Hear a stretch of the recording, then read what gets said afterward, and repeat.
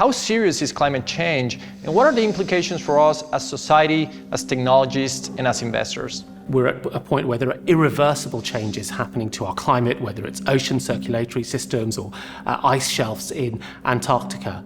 So that creates a tremendous calling for technologists. When you think about renewable power like solar and wind, you think about battery storage, you think about AI, all of these technologies will play a role in reinventing an economy that is post-fossil fuel and post-carbon pollution.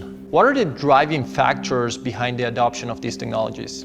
The single biggest driving factor has been the commitments by governments around the world, but below that primary driver is this fascinating phenomenon within these technologies. I call them exponential technologies, in the sense that they get cheaper every single year. And like a wonderful investment, that's a compounding effect.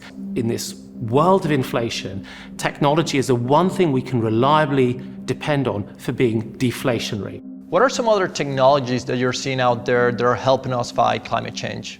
We're starting to see the development of a bioeconomy, an economy where we use biologically inspired processes to make silks and nylon replacements and alternatives to plastics and new ways of making carbon neutral jet fuels, all through the combination of advanced biological technologies like gene editing and ones we've known for thousands of years like brewing.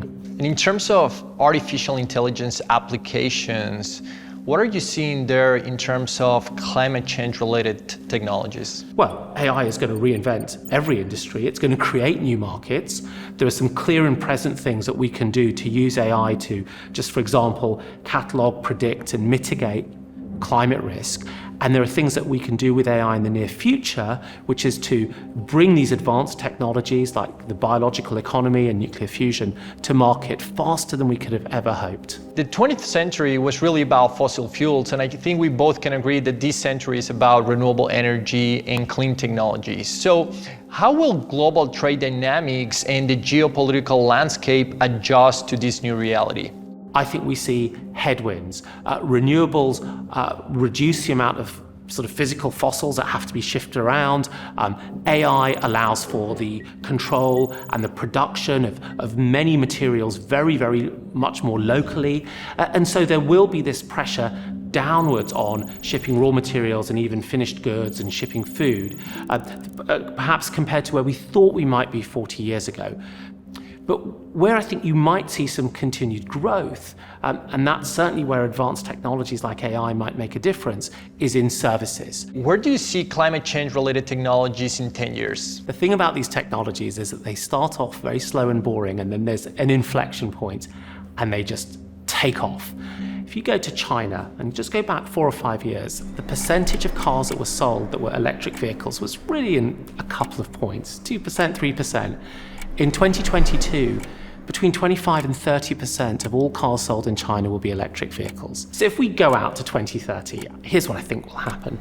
In the United Kingdom, close to 100% of all electricity will be generated from low carbon sources, nuclear or renewables. Some core technologies like carbon capture and storage will have started to scale up, but they won't really be making a dent. But the way I think about it is that by 2030, we will be able to see very clearly the contours, the shape of what this new green golden age is going to bring us. Nassim, this was a fantastic conversation. Thank you so much for being with us today. It's been my pleasure. Thank you, Pedro.